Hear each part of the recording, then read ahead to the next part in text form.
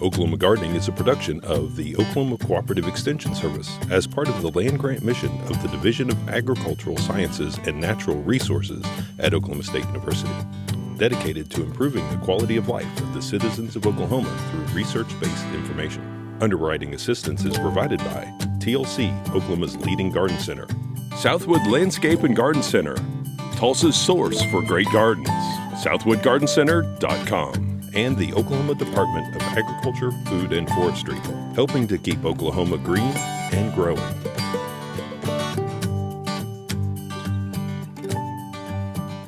Welcome to Oklahoma Gardening. Today's show is about keyhole gardening.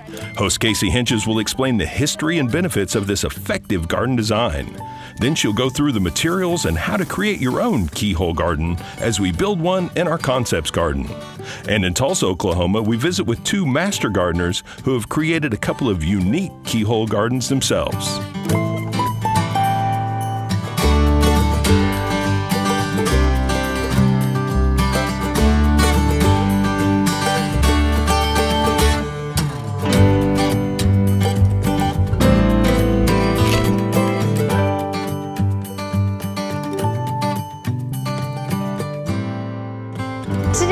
Build a keyhole garden, and this is a garden concept that was brought to Africa where they didn't have the greatest soil in some countries, and they were kind of limited on the supplies that they had to build a garden. Now, the idea of a keyhole garden is utilizing different materials, and you can see the overall shape is that keyhole shape. The idea is basically we've layered a lot of organic matter here, and then we have our central compost pile in the middle. Now, as this all breaks down, it will shrink a little bit, but we'll continue to add compost to this center island, and that's why we have this entrance here so we can access it. Now, ours is a little bit shorter than what a lot of keyhole gardens are, and that's simply because we wanted to be able to have kids access it and see the compost. Now, the metal basket that we used had some sharp edges, so we bent those down and then simply split a hose and put that over there to protect your arms when you're reaching in there to deposit some organic matter. As this compost breaks down, it will leach into the surrounding raised beds and provide nutrients to these plants as they grow, and it'll continue to improve this soil in this raised bed.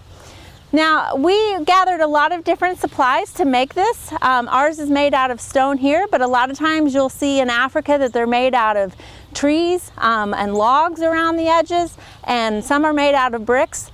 So really the great thing about keyhole gardening is it allows you to utilize a lot of the materials that you have available to you.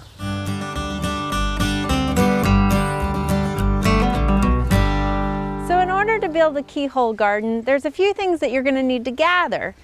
First of all, we've got some stone here, and this will help make our exterior wall. And then we're going to need a lot of organic compost matter. And now is a great time to collect a lot of this stuff as you're beginning to clean out your garden. So we have some old straw bales here.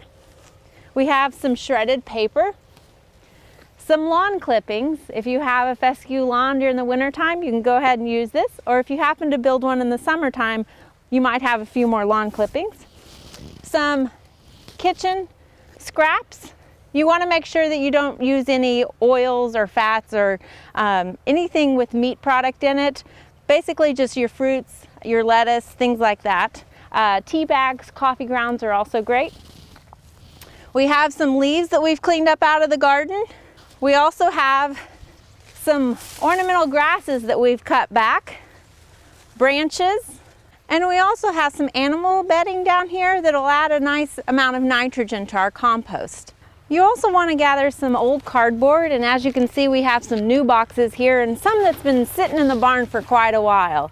Eventually it's all going to look like this, so it doesn't matter what condition that cardboard's in. Now there's a few tools that you're going to need to gather. Something to cut with, so a box knife is great for cutting that cardboard up into different size pieces. You're going to want a tape measure so that you can measure the distance, the radius of your keyhole garden. And then some twine and some marking paint to mark the perimeter of your garden. The keyhole garden got its name after the old-fashioned keyhole shape. So here on the ground, we're going to want to create about a 6-foot circle. And we don't have a compass quite that large, so we've made one basically out of 2 sticks and some twine. What we've got is a stick here that will act as our center fulcrum.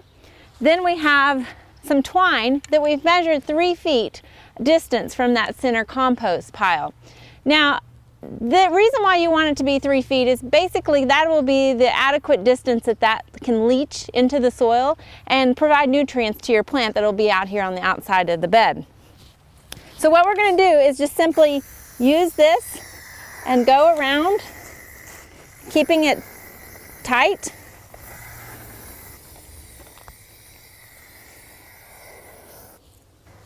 Now that you have hopefully a circle and not an oval, we're going to go ahead and remove our makeshift compass. And you're going to want to find an old cage or something.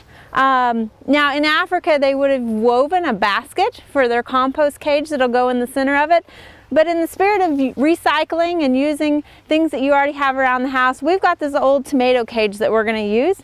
And we're going to set that in the center right there. It does have stakes on it, so it's nice to go ahead and anchor that down.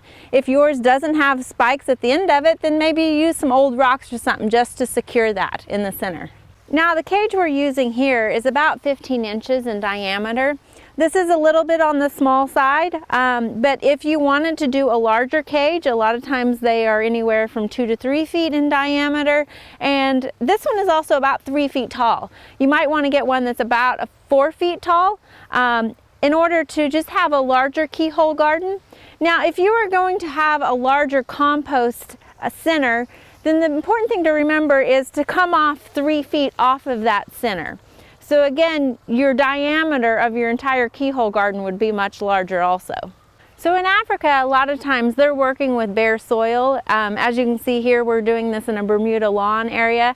And you can dig this space out a little bit to remove that Bermuda, but we're going to try something a little bit here. And we're just going to simply layer our organic matter on top of that, almost as if you were doing lasagna composting, and see if we can prevent that Bermuda grass from coming up through the garden.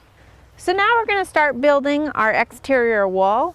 We've got this old stone that we're going to use, but you can really use any old material if you have brick or even some logs. In Africa, they'll use heavy logs to create that circumference. But we're going to use this stone here. And basically what we're going to do is just start outlining our circle that we've created. And we'll just keep repeating this all the way around.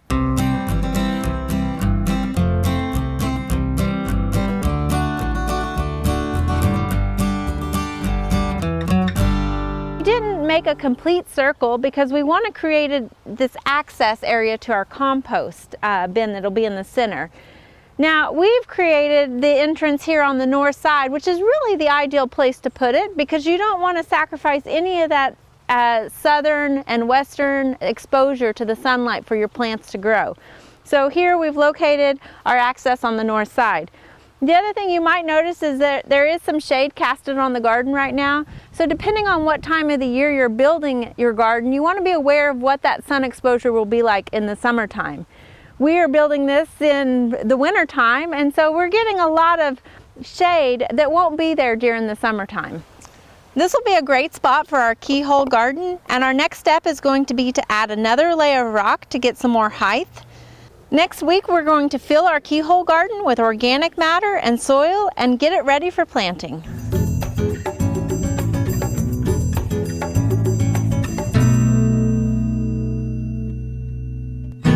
So now that we have our exterior wall built, what we're going to do is use cardboard to lay down and help suppress that grass from growing, that Bermuda grass. A lot of times I would suggest people to use cardboard to prevent Bermuda grass from coming up in new beds instead of using weed fabric.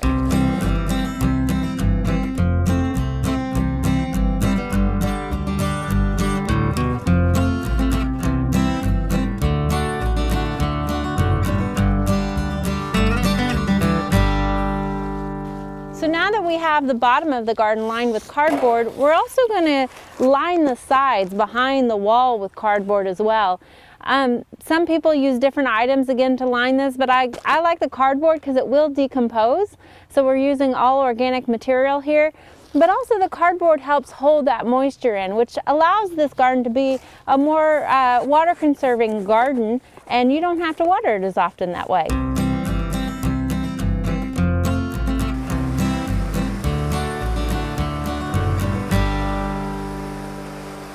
So now that we have the cardboard fairly in place, as we add stuff to it, it'll help hold that cardboard in place even more. The next thing that we're going to add is some sticks. Now, you don't want to put too large of branches in here just because they won't decompose as well. So we're using about 1/2 inch to 1.5 inch branches. And we're simply going to layer these in here on top of the cardboard. You do want to mound the sticks a little bit higher towards the inside of the cage because the whole garden is going to slope away from the cage.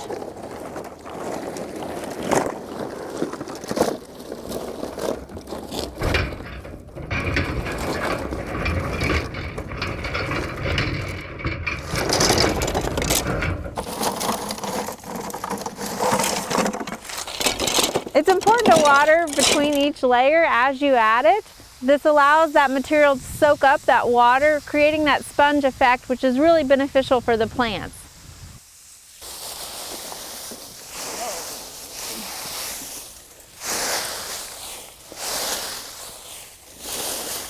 So as you can see, there's quite a variety of material that goes into a keyhole garden. We've used a lot of different dead plant material, and it's a great way to get a garden ready for the spring by taking all of that dead plant material out of your garden and utilizing it here. Now, we've got a lot of carbon matter, and so to get that to compost, we want to add nitrogen. So we've got animal bedding here that is high in urea that we will add on top of that so that it helps to break that down.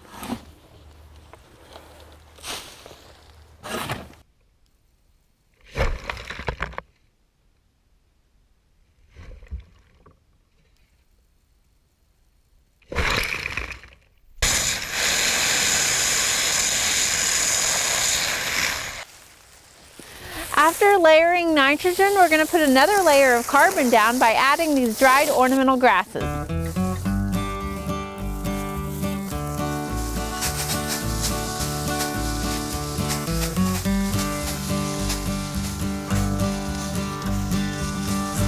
So the last layer we're going to add is about 6 inches of good garden soil, and this is what we're going to plant in a little later. This is what will anchor those roots in, and it's the organic matter that's underneath there that's going to provide the nutrients and the moisture to those roots.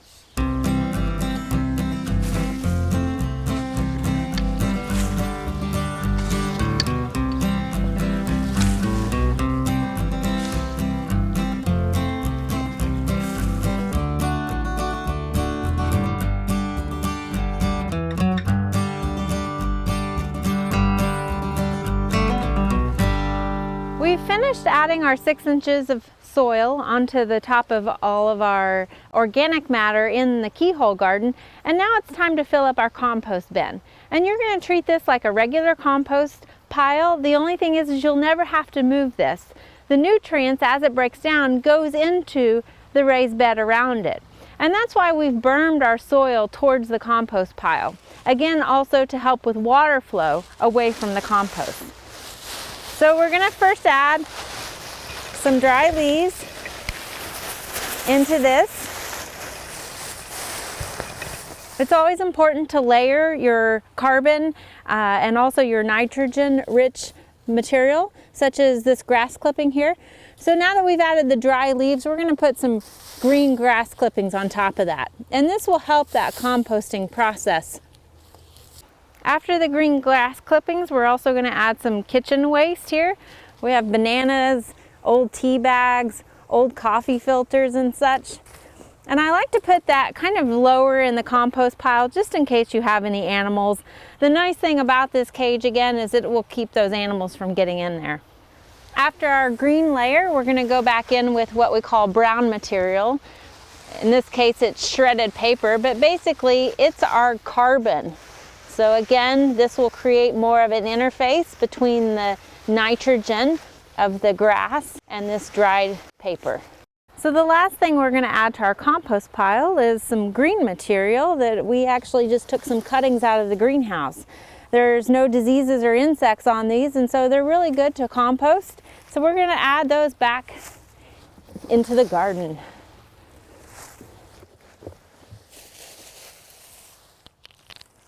After you've completed the build of your keyhole garden, you want to make sure everything is nice and watered in, including the compost pile.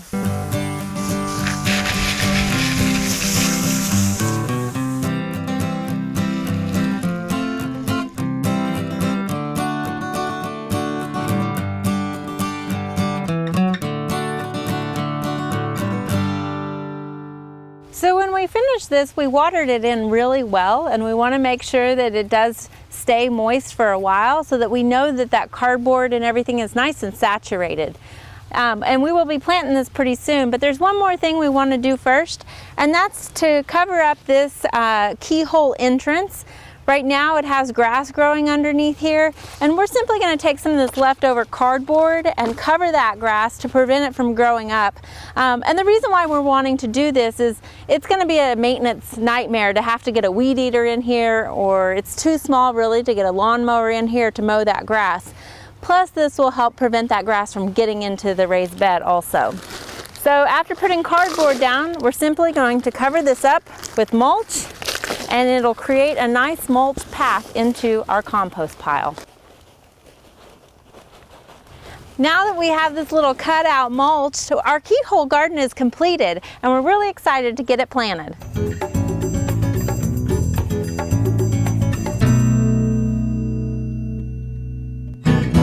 If you remember, last spring we built a traditional keyhole garden at the Studio Gardens at OSU, and today joining us is Jim Long, a Tulsa master gardener. And Jim, you have your own version of a keyhole garden here.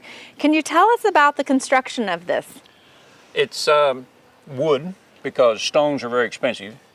But it's not just regular wood, right? You actually recycled this. It's old privacy fence. Okay. Takes about 3 panels to make one. We chose the wood because it was cheaper, easier to work with, and we wanted to raise the height up to accomplish what we want to do. And what is it you're trying to accomplish? The traditional keyhole gardens are shorter. So we're trying, the plan was to get something that would help people with physical limitations. This is stand-up gardening. You're right here. Right. It also produces vegetables all summer long. Since we have a shorter growing season, instead of it sitting idle in the wintertime, we're going to produce a second product of compost once a year. Okay, so you actually have just cleaned out this garden from this summer.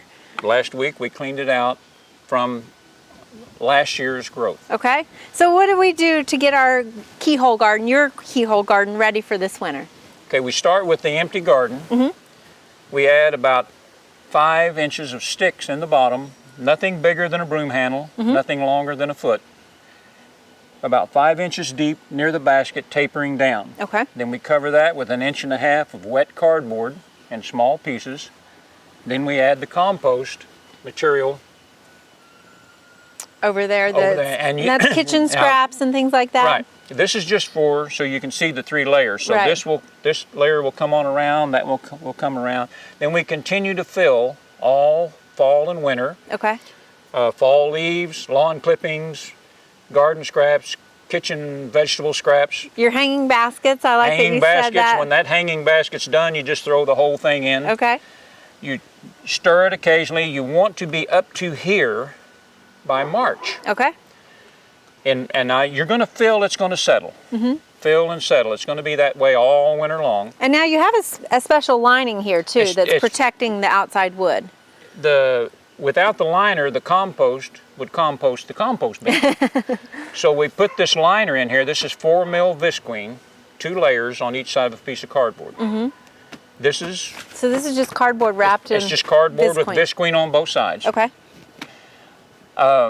When you get up to here, preferably by March, then we add about 8 inches of something light. I use potting mix. I don't want something heavy that's going to press down. Okay. So we use a potting mix, and then we grow vegetables on that.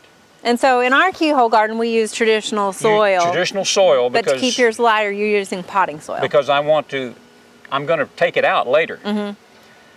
You grow all summer long. Mm-hmm. Then in the fall, we skim off this potting soil and save it, because you're going to use it again. Okay. Then we harvest the compost out of the bottom.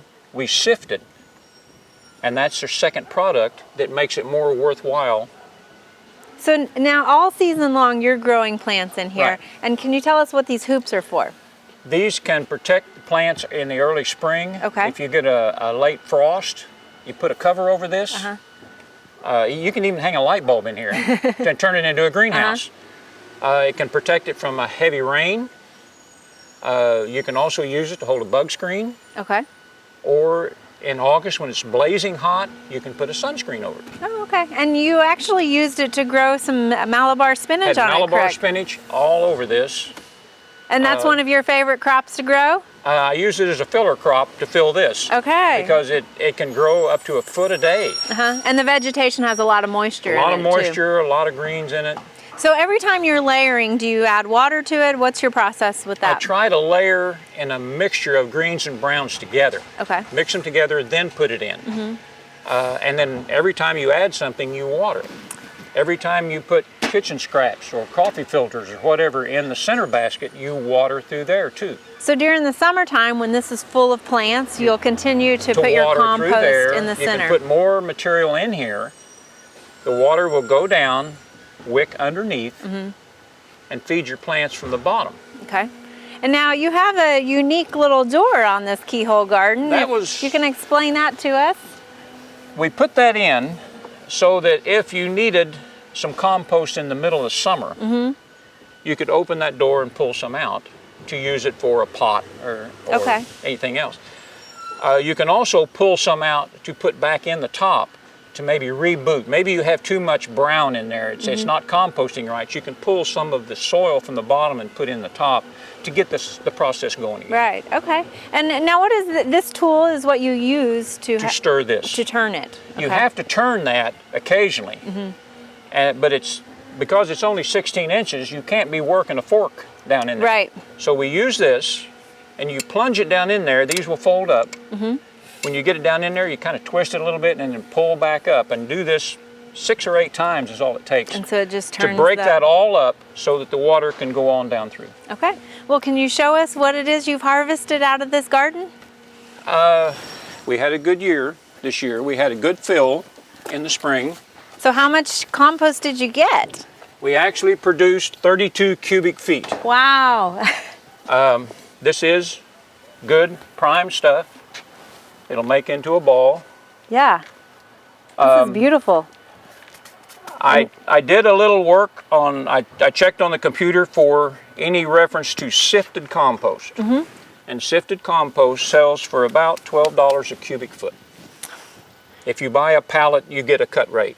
Wow. So when you take it out of the garden, does it look like this? It looks like this. You mentioned sifting it. I run it through a box with 1/2-inch hardware cloth on the bottom, and everything that comes out goes through this sifter into the wheelbarrow, and then it comes over and goes into storage. Okay. So what are you going to do with all of this compost that you have? Part of it will go back. Okay. The potting mix that I grew in, I've stored it over the winter. It's in tubs. When I go to put it back on in March, I'll take 2 parts of that and mix with 1 part of this. So you're kind of rejuvenating that potting soil a little bit. And then I will put that in layers. You usually put it in short layers as it settles. And then as it settles, you put more on. Now the garden will settle all summer long as that compost underneath breaks down. This last year, that garden, from the time I filled it until the season was over, I think it settled about 7 inches. And that's a good thing, because That's a that good means thing. it's That means there was more underneath. doesn't make it into the compost. Most of the material will go through. There is some that doesn't break down. Okay. And what doesn't break down is not wasted. We put it back in. As we're adding lawn clippings or leaves, we can put a layer of that in. We can put some of this on, and eventually it will totally break down. So almost you get 100% breakdown maybe not the first year, but eventually you'll get 100% breakdown. Yeah, I mean, this stuff is pretty soft, and pretty you can soft. tell it is decomposing. And some of the mulch will be half decomposed where you can actually break it apart in your hands. So not only are you getting a spring and summer crop out of this Keyhole garden, you're also getting a byproduct in the winter time. Yes. Very nice. So this is a great way to utilize a Keyhole garden in a completely different way than what we presented this spring. Yes. Thank you for sharing this with us. There are lots of great horticultural events this time of year. Be sure and consider these activities when you're making your plans for the weeks ahead.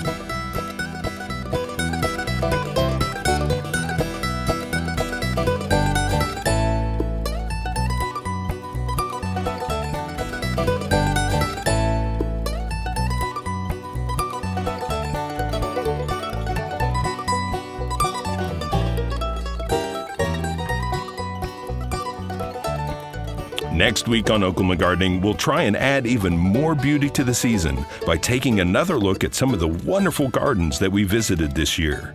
So join us then for more TV You'll Grow to Love. To find out more information about show topics, as well as recipes, videos, articles, fact sheets, and other resources, including a directory of local extension offices, be sure and visit our website, oklahomagardening.okstate.edu. We hope you enjoyed this video. It's part of our Oklahoma Gardening YouTube channel. You can also find even more videos on our OK Gardening Classics YouTube channel. And join us on social media for great gardening tips, photos, and discussion.